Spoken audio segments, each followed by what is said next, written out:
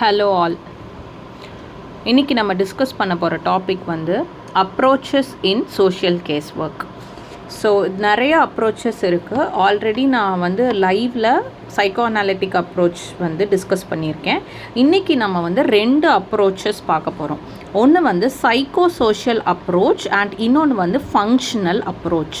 So இப்போ வந்து என்னோடய வீடியோஸ் எல்லாமே ரொம்ப டீட்டெயில்டாக அப்படிலாம் இல்லாமல் சிம்பிளாக அந்த கான்செப்ட்ஸ்லாம் என்ன அப்படிங்கிறத டிஸ்கஸ் பண்ணுற மாதிரி தான் இருக்கும்.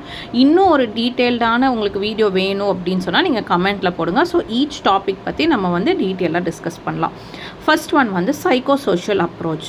இது நேம்லேயே நம்மளுக்கு தெரியும். ஒன்று சைக்காலஜிக்கல் ஃபேக்டர், இன்னொன்று சோஷியல் என்விரான்மெண்ட். இந்த ரெண்டையும் யூஸ் பண்ணி எப்படி கேஸ் ஒர்க் பண்ணுறாங்க அப்படிங்கிறது தான் சைக்கோ சோஷியல் அப்ரோச். ஸோ இப்போ இதில் என்னதெல்லாம் பண்ணுவோம் அப்படின்னா, கிளையண்ட்ஸோட இமோஷன், பர்சனாலிட்டி, தாட்ஸு, அவங்களோட கோப்பிங் ஸ்டைல், இது எல்லாத்தையுமே நம்ம படிப்போம். அவங்க இமோஷன்ஸ் எப்படி இருக்குது, அவங்க பர்சனாலிட்டி என்ன டைப் ஆஃப் பர்சனாலிட்டி, அவங்க தாட்ஸ் எப்படி இருக்குது, அவங்க ஒரு ப்ராப்ளம் வந்தால் எப்படி கோப் பண்ணுறாங்க அப்படிங்கிறது எல்லாமே நம்ம படிக்கிறோம். நெக்ஸ்ட்டு நம்ம இன்னொன்று என்ன படிக்கிறோன்னா, அந்த கிளையண்ட்டோட என்விரான்மெண்ட் படிக்கிறோம். என்விரான்மெண்ட்னா என்ன, சுற்றி இருக்கவங்க ஃபேமிலி எப்படி இருக்குது, அவங்க எப்படிப்பட்ட கம்யூனிட்டியில் இருக்காங்க, அவங்க எந்த மாதிரி school situation or financial situation, இல்லை அவங்க ஆஃபீஸ், அதை வந்து நம்ம ஒர்க் என்விரான்மெண்ட் அப்படின்னு சொல்லலாம். ஸோ அவங்கள சுற்றி இருக்க என்விரான்மெண்ட் எப்படி இருக்குன்னு சொல்லி சோஷியல் ஒர்க்கர் படிப்பாங்க. ஸோ இப்போ என்ன மாதிரி நம்ம வந்து ட்ரீட்மெண்ட் கொடுப்போம் இந்த டைப் ஆஃப் கேஸ் ஒர்க்கில் அப்படின்னா, நம்ம ஃபஸ்ட்டு இன்ஃபர்மேஷன் கேதர் பண்ணுவோம். சோஷியல் ஸ்டடி பண்ணுற மாதிரி அவங்களோட சுற்றி இருக்கிறதெல்லாம் என்ன பண்ணுவோம். அடுத்தது நம்ம டயக்னோஸ் பண்ணணும். எப்படி ஒரு ஹாஸ்பிட்டலில் டாக்டர் கிட்ட போன உடனே ஃபுல் டீட்டெயில்ஸும் கேட்டுட்டு நம்மளுக்கு அவங்க டயக்னோசிஸ் சொல்கிறாங்க.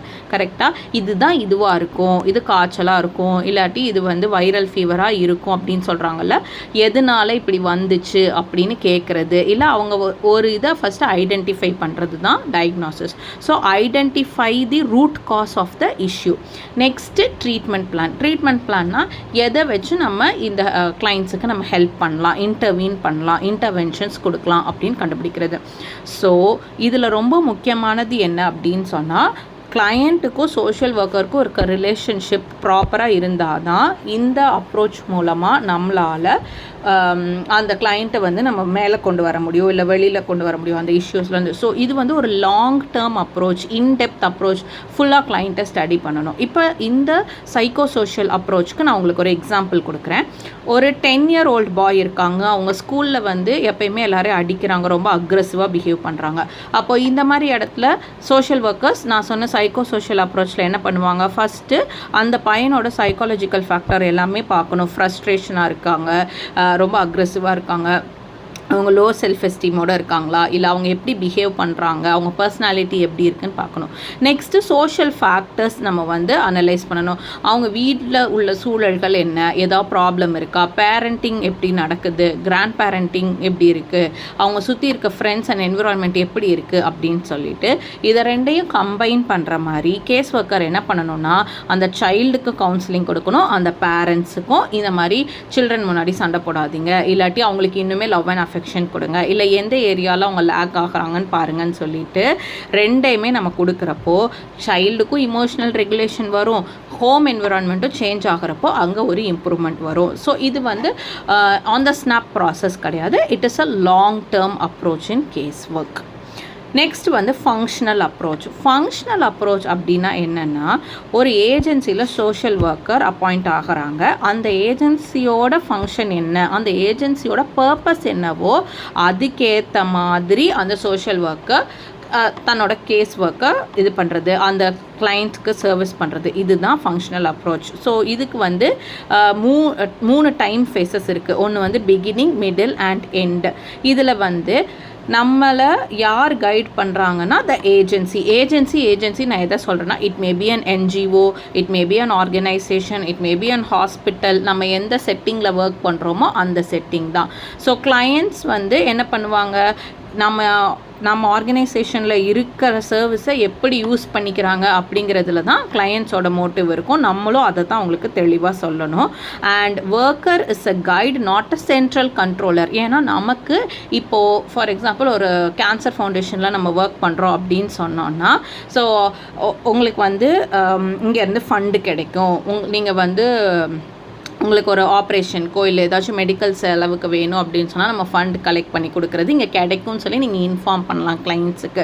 And you can support the clients, family மெம்பர்ஸ்க்கு கவுன்சிலிங் கொடுக்குறது. ஸோ அந்த ஏஜென்சி சுற்றி என்ன டாஸ்க்ஸ் இருக்கோ நம்ம அதை வந்து கிளைண்ட்ஸுக்கு ஹெல்ப் பண்ணுறது தான் ஃபங்க்ஷனல் அப்ரோச்.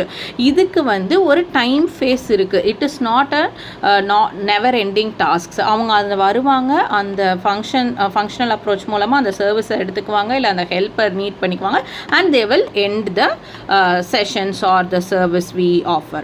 அடுத்தது clients responsibility இங்கே ரொம்ப முக்கியமானது. ஏன்னா clients கிட்ட வந்து நீங்கள் இதெல்லாம் யூஸ் பண்ணி நீங்கள் முன்னேறணும், இல்லை உங்களுக்கு வந்து இது நெக்ஸ்ட் கட்டத்துக்கு கொண்டு போகணுன்னா நீங்கள் இதை யூஸ் பண்ணிக்கணும்னு சொல்கிறத நம்ம வந்து எப்பயுமே அவங்கக்கிட்ட ஞாபகப்படுத்திக்கிட்டே இருக்கணும். அவங்க வந்து அதை ரெஸ்பான்சிபிளாக யூஸ் பண்ணிக்கணும் அந்த சர்வீஸை.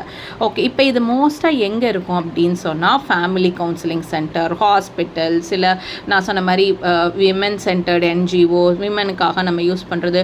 இப்போ ஒரு டெய்லரிங் கோர்ஸ் கொடுக்குறோம், அங்கே வந்து நம்ம வந்து கம்யூனிட்டியில் போய் விமனை வந்து நம்ம கூட்டிகிட்டு வரோம் அப்படின்னா, இப்போ அது ஒரு 1 month கோர்ஸ்னால் அந்த கிளைண்ட் தான் அவங்க வந்து அந்த சர்வீஸ் எடுத்து லேர்ன் பண்ணிக்கணும் 1 month. இப்போ சோஷியல் ஒர்க்கர் டெய்லி போய் நீங்கள் இந்த ஸ்டிச் படிச்சுக்கிட்டீங்களா, இது பண்ணிங்களான்னு கேட்க முடியாது. அவங்க அந்த ஆர்கனைசேஷனுக்கு வந்து அதை எடுத்துக்கணும். அதில் ஏதாவது ப்ராப்ளம் இருந்துச்சுன்னா நம்ம வந்து அதை ஹெல்ப் பண்ணலாம். இல்லை எனக்கு வர்றதுக்கு இந்த டைம் இப்படி இருக்குது அப்படின்னு சொன்னால் அதுக்கு நம்ம என்ன பண்ண முடியுமோ அதான் பண்ண முடியுமே தவிர அந்த கிளைண்ட் தான் அங்கே வந்து அதை கற்றுக்கணும். ஸோ இதை இன்னும் ஒரு எக்ஸாம்பிளில் சொல்லலாம் அப்படின்னு சொன்னால், இப்போ ஃபேமிலி கவுன்சிலிங் சென்டரில் என்ன பண்ணுவோம், ஃபேமிலிக்குள்ளே ஏதாச்சும் ஒரு சண்டை, இல்லை பார்ட்னர்ஸ்குள்ளே சண்டை அப்படின்னு சொன்னால் நம்ம வந்து ஒரு ஸ்ட்ரக்சர்டு செஷன் வச்சு எப்போ வேணாலும் வாங்க, எப்போ வேணாலும் பேசுங்கன்னு இல்லை, ஒவ்வொருத்தர்கிட்டையும் கவுன்சிலிங் தனியாக கொடுத்து அதுக்கு ஒரு கோல் வச்சுருப்போம், அவங்கள அசஸ் பண்ணுவோம், என்ன பண்ணுறோம் நெக்ஸ்ட்டுன்னு பார்த்துட்டு ஃபாலோ அப் பண்ணிவிட்டு அந்த செஷன்ஸை நம்ம எண்ட் பண்ணிடுவோம்.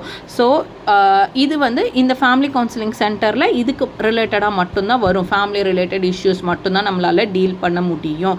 ஃபேமிலி கவுன்சிலிங் சென்டரில் வந்து எனக்கு வந்து மணி ரிலேட்டட் இஷ்யூஸ் இருக்குது, எனக்கு ப்ராப்ளம் இருக்குதுன்னு சொன்னால் அதுக்கு நம்ம கைடு தான் பண்ண முடியுமே தவிர நம்ம போய் மணி அரேஞ்ச் பண்ணி கொடுக்க முடியாது. So main use of functional approach is what we are doing, where we are doing, and making the clients use that resources. அவ்வளோதான். ஸோ இன்றைக்கி வந்து நம்ம 2 அப்ரோச்சஸ் டிஸ்கஸ் பண்ணணும்னு நினைக்கிறேன். நாளைக்கு வந்து problem solving approach and behaviour modification approach வந்து discuss பண்ணலாம். தேங்க்யூ.